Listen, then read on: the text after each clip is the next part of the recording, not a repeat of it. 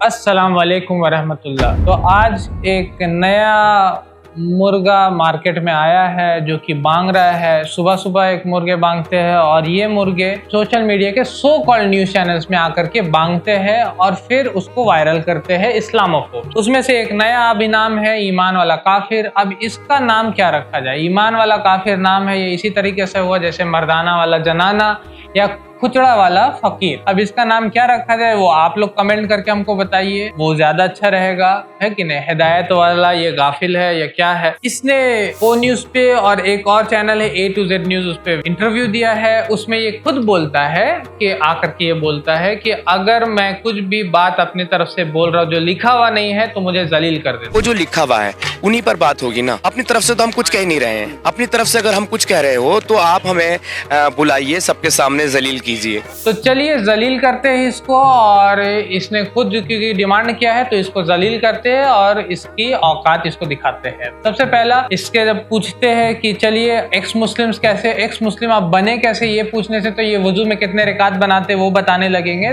तो इससे सिंपल सवाल करते हैं कि आप जो है ये पैदा कब हुए? तो ये खुद बोलता है कि मैं बिना माँ बाप के पैदा हुआ। मैं तो सच कहूँ तो ऐसा हूँ जैसे बिना माँ बाप के पैदा हुआ हूँ। अब इंडिया में माँ बाप के बिना तो पैदा होने वाले लोग बहुत सारे हैं, ठीक है ना? मैं कौन कौन पैदा हुआ ये नाम नहीं लूंगा, वो आप लोग जानते हैं। लेकिन ये एक नया मुर्गा है जो कि बिना माँ बाप का पैदा हुआ, ये एक्स मुस्लिम। और इसका देखिए अकल कितना स्पीड है, क्या लॉजिक है। बिना माँ बाप का ये पैदा हुआ। चलिए पूछ लेते हैं कि ऐसी बातें क्यों कर रहे हो, पढ़ा लिखा है कुछ? तो ये खुद बोलता है कि इसने पढ़ाई, स्कूल की भी पढ़ाई सही से नहीं की। कितने एजुकेटेड है, पढ़े लिखे कितने हैं आप? हाँ, मेरी स्कूली तालीम कम रही थी, इसीलिए जाहिल है, इसीलिए बदअकल, बेअकल और बेवकूफ़ पड़ा हुआ है। और इसीलिए दुनिया की सबसे बेहतरीन शख्सियत नबी सल्लल्लाहु अलैहि वसल्लम के बारे में ये अल्लम बल्लम गल्लम बकता है और उनको गालियां दे रहा है। और एक तरह से गाली ही देना है। नबी मान रहा था वो तो है, वो तो ऐसा है, वो तो ऐसा है। तो चलिए आगे चलते हैं। क्या आप एक्स मुस्लिम बनाने के लिए लोगों को आए हैं? तो ये खुद बोलता है कि नहीं, मेरा मकसद एक्स मुस्लिम बनाना ही नहीं। मैं ये नहीं कहता आप इस्लाम छोड़ दीजिए, आप एक्स मुस्लिम बन जाइए, मैं बिल्कुल नहीं कहता। पैसा बर्बाद,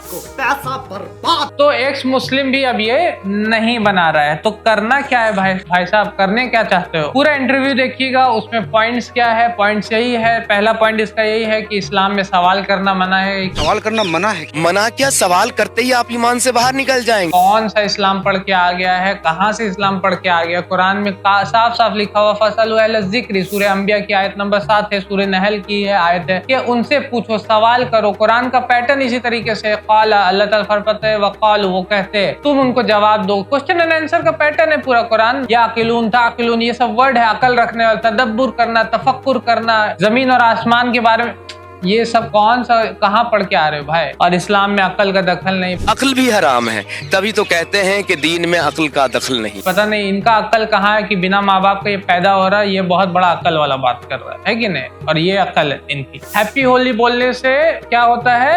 निकाह टूट जाता है और फिर हलाला कराना पड़ता है। तो आपका एकदम मुसलमान खत्म हो गए, आपका निकाह टूट चुका है। अब आपको दोबारा से कलमा पढ़ना पड़ेगा, अपनी बीवी का हलाला कराना पड़ेगा, फिर से निकाह करना पड़ेगा, सिर्फ हैप्पी होली हैप्पी दीपावली कहने पर। अब हलाला करने सलीम प्लास्टिक आएंगे या उसके साथ जो घूमता है वो होली खोपड़ी वो आने वाला है, या कौन आएगा भाई? कौन सा हलाल?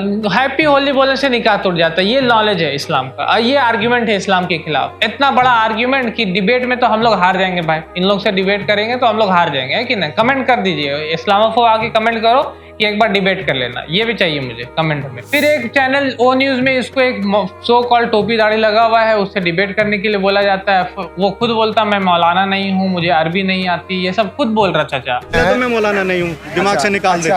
ना मेरे पास उर्दू आती ना अरबी आती है, मैंने हिंदी में पढ़ा है। जी जी जी, सिर्फ हिंदी जानता हूँ। और उससे डिबेट करके बहुत बड़ा होशियार बनने की कोशिश करता है वहां पर। उसमें ओ न्यूज में आकर के फिर से वही 24 आयतें, वसीम चाचा की 26 आयतें के बारे में बात बोलता है। मैं आपको बताऊं 1986 में ये 24 आयतें कोट की गई थी, जिसके ऊपर मैंने पूरा का पूरा बुक लिखा है। उस बुक को फिर से मैं यहाँ डिस्क्रिप्शन में डाल रहा हूँ। कुरान की 26 आयतें, उसमें से एक आयत कोट करता है सूरह निसा की आयत नंबर 56, जिसमें लिखा हुआ कि काफिरों को आग में जलाया जाएगा। सूरह निसा से ये चौथे नंबर का सूरा है और इसकी 56वीं आयत है। आप देख लीजिए, इसमें जिन लोगों ने हमारी आयतों का इनकार किया और उन्हें जरूर अनकरीब आग में दाखिल करेंगे। अब काफिर जो है वो तो क़यामत जन्नत जहन्नम पे मानते नहीं। ईमान वाला काफिर तुम खुद हो, तुम भी खुद जहन्नम पे मानते नहीं हो। तो जब जहन्नम पे ही नहीं मानते तो उसमें जलने से क्यों डर रहे हो? जब तुम ये मान रहे हो कि चौकीदार चोर नहीं है तो फिर चौकीदार के ऊपर भरोसा रखो और ये जान रखो कि चौकीदार चोर नहीं है। और अगर ये सोच रहे हो कि चौकीदार चोर है तो फिर डरते रहो। तो जहन्नम पे नहीं मानते तो फिर आग से डरने की जरूरत नहीं है। फिर आग आग हाय अल्लाह और फिर सारा हाय तौबा मचाने की जरूरत नहीं है। उसी तरीके से इसने एक और कोट किया बात को। इसने बोला कि माँ अपने बच्चे को जहन्नम में आग में कैसे डालेगी? अल्लाह ताला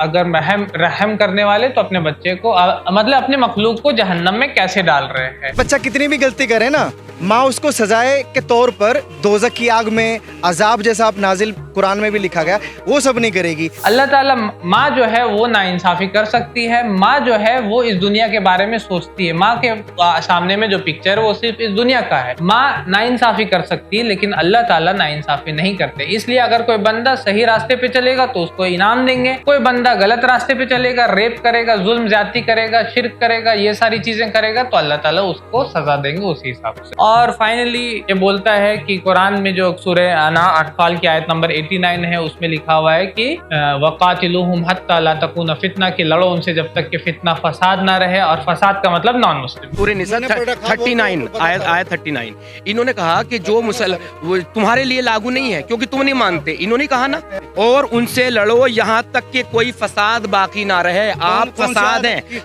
39 है, नॉन मुस्लिम फसाद है। आप लोग हाँ नॉन मुस्लिम ना, नॉन मुस्लिम ना। वाह, फसाद का मतलब नॉन मुस्लिम है यहाँ पर। ये तो आपने मेरी नॉलेज में इजाफा किया है, क्या बयान दिया है आपने भाई, वाह वाह। कहीं पर मैंने आज तक नहीं पढ़ा। कौन सा तफसीर पढ़ के आ रहा है ये बंदा, कहाँ से तफसीर निकाल रहा है ये बंदा कि फसाद का मतलब नॉन मुस्लिम और फसाद खत्म कर दो बोल रहा है इसलिए नॉन मुस्लिम को खत्म कर दो। वाह, यही है, यही इस्लाम के अगेंस्ट में आर्ग्यूमेंट है और इनसे हम लोग डिबेट में हार देंगे। सिंपल उर्दू भी जो जानता है ना, फितना या फसाद का मतलब उसको पता है।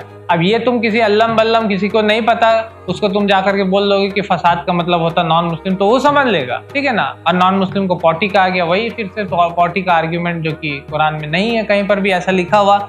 इंसानियत कुरान में नहीं है, इनका सुनसानियत है कि नहीं। फिलिस्तीन में बच्चे मर रहे, औरतें मर रही, बूढ़े सब भूख से मर रहे, लेकिन इनका जो सरदार है एडम जोकर वो सपोर्ट कर रहा है किसको? इजराइल को। तो ये सरासर बेबुनियाद है। इनके अंदर में इंसानियत नहीं सुनसानियत भरा पड़ा है। चंदा खाने की बीमारी है। पैसा खा खा करके आपका भागेंगे एक दिन झोला उठा करके। उस दिन आइएगा, उस दिन रोते रह जाइएगा कि हाय कहाँ चले गए हमारे एक्स मुस्लिम जिन्होंने बोला था कि बाढ़ आने वाली है। यहाँ तो कोई भी बाढ़ नहीं है। वैसे फिलहाल अभी गर्मी के मौसम में बारिश हो रही है हमारे यहाँ, लेकिन फिर भी एक्स मुस्लिम का बाढ़ नहीं दिखने को मिल रहा है। फिर चलिए, तो इसी के साथ इस वीडियो को शेयर कर दीजिए, ये खुचड़ा वाला फकीर तक पहुँचा दीजिए और उसके फॉलोअर्स तक पहुँचा दीजिए। और अगर उसके अंदर में दम है तो आकर के वो डिबेट कर ले, टाइम टॉपिक सब वो डिसाइड कर सकता है। हम लोग आने के लिए तैयार है और हम लोग जो है उससे डिबेट करने के लिए तैयार है, वो आ जाए। आखिर दावाना अल्हम्दुलिल्लाहि रब्बिल आलमीन। हमारे चैनल IRPC इंडिया को सब्सक्राइब करें और बेल बटन पे क्लिक करें ताकि हमारा सारा वीडियो आप तक ज़रूर पहुंचे।